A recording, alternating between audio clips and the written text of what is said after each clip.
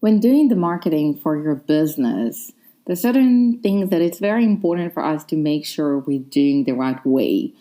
And in today's episode, I want to share some marketing do's and don'ts, some like oops, and things that it's not supposed to be an oops. So, welcome to Big Burner Podcast. My name is Dana Ohana, and this is the place where you're going to learn more about social media, marketing, brand building, and in general on our journey as entrepreneurs, because we are the brand, and it's very important for us to make sure that we're doing things the right way, that we also invest in ourselves and not just our business, because by investing in ourselves, it's basically investing in our business. So as I said, I want to speak today about some marketing do's and don'ts. And I think I'm going to try to put just some of them, which are the top ones. But of course, there's more, and I might be even doing another episode about this. So the first one is I'm going to take you to the foundation, which is a big don't and a big oops, is that people are trying to be everything to everyone. And it doesn't work like this. It's like throwing a spaghetti on the wall, and whatever sticks, whatever falls. It doesn't work like that. When we do and work on how to market our business, it is very important for us to make sure that we're focusing on a specific niche, that we find a specific audience we want to work with. Okay, so once we find that audience and have a very specific one, we start working with them. Because this will allow us to be very accurate as well with our key message, as well to know exactly where to find them and how to engage with them and when to engage with them. And that is why it's crucial. But it doesn't mean that you cannot maybe work on one or two different audiences as long as they have something in common. And of course, once you actually focusing on the one audience and you feel like there's a certain flow there, they're already coming to you, you already build a community for them, there's already a certain type of flow there, then of course you can always move to another audience. But it's very important to be very clear around this. The second oopsie, we'll say it like this, is that a lot of businesses don't have clear goals. And goals is not just about how much money I want to earn that month or how much I want to sell from a specific product, but it's with everything we actually do with our business, with the way we want to market it. So even when we create content, it's very important to have a goal before that, to understand, okay, what am I trying to achieve by posting this video, by posting this article, by writing this post? What are we trying to get? What is the outcome we're looking for? This is going to help us to make sure that we're focusing on what's right and that we're being very accurate with what we do. Because it's very easy to spread yourself and do so many things during the day, or to write on so many different topics, but you want to have something that is very clear. Because by you having goals, it allows you to be more accurate. By you being more accurate, it makes it more clear to your audience what exactly you do, what exactly you're going to do, talk about, what exactly they can get from you, what is the added value you're going to share with them. It makes it easier for them to understand that, and through that to start to say, okay, that's what I'm looking for. That person actually have everything I'm looking for. He will help me to sort out the problem, the challenge that I'm dealing with. Right? And through that, they're going to start following you, start to build a relationship with you, and through that, gain your trust. And that is why it's very important to set up goals. And it's not necessarily just to write it down for every little thing we do, but it's just to be very clear. What am I trying to achieve this month? Why I want to be in this platform? What am I trying to get from this? What is the outcome I'm looking for? Okay? It's very important. Another, let's say, don't oops, is that you don't want to rely on only one marketing channel. I think one of the examples was when it's probably been a year or more that WhatsApp collapsed, and Facebook and Instagram, because they have the same owners now, right? They fall under the same umbrella.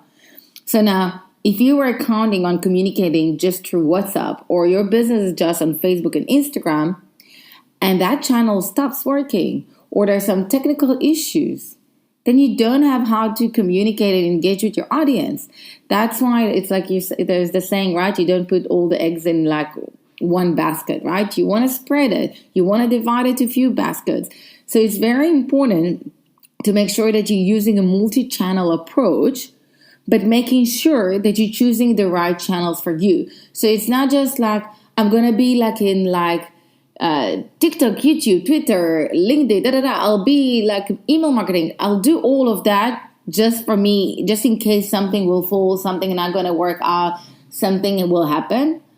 It's not like that, but it's like, okay, from all the options I've got, which tools are right for me? Which tools I'm going to benefit my brand the most?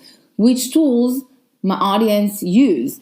So you can do, for example, a mix of like few social media platform, email list. You can open a WhatsApp group. You can use Telegram. There are so many options. So make sure you're not just using one channel, but you're using a multi-channel approach. The next one is about neglection. And here there's like few things you don't want to neglect, because a lot of businesses, what happens, we get stuck with our day-to-day assignments and like how do we get more sales, how do we get more meetings, how do we do more things. I need to write, I need to have technical issues to sort out, inventory, whatever it is. Because we get so like caught up like with the day-to-day stuff and like with like sometimes like with little fires that we need to cover, is that we tend to forget certain things, like our website, for example, or if you have Google My Business. Okay, you want to keep them up to date. You want to make sure you're constantly working on them, from an SEO side to update about new things that's happening for you in the business, new events, new blog, whatever it is that there is in your business, new products and so on.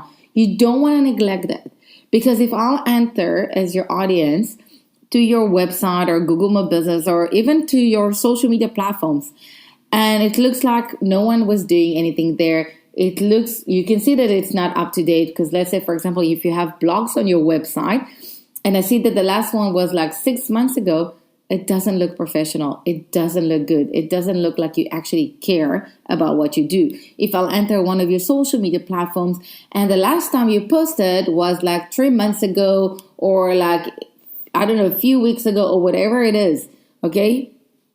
It doesn't look like you're very serious and you're not committed to what you do. And if I want to work with someone, I want to work with someone that I can see he's there, he's committed, like he's up to date, everything, like it's very clear. So make sure you keep on updating that and not neglecting your website, your Google My Business, and any other social media platforms, and so on. The next one is like a big oops as well, is that some tends to ignore customer feedback. And when I say customer feedback, it's not necessarily a feedback about like writing a review and you didn't respond to that review, because also when people write a review, you want to respond because it's a great way to engage with them and build a relationship with them. But it's also from the part of the analytics, right? Your audience will tell you what's working, what's not. Okay, which links me to the next like big oops, and I want to combine those two together. It's when a lot of businesses are not checking the data, they're not checking the analytics, the insight, they're not looking at the numbers. And through that, you're also ignoring basically your customers' feedback. Because if you look at the number, you see exactly who you're attracting, where are they coming from, what type of content they like, what's not, because you can see it by the amount of shares, saves, comments on platforms like YouTube. So it's like, for example, can also be by the amount of subscribers that each video brings you. On TikToks, there's also followers that you get out of it and comments. And like if you, let's say, posted like a poll or something, so you can get the interaction from there. So they give you all that feedback. So it's very important to look at that. And it's very important to use that feedback first to engage with the audience.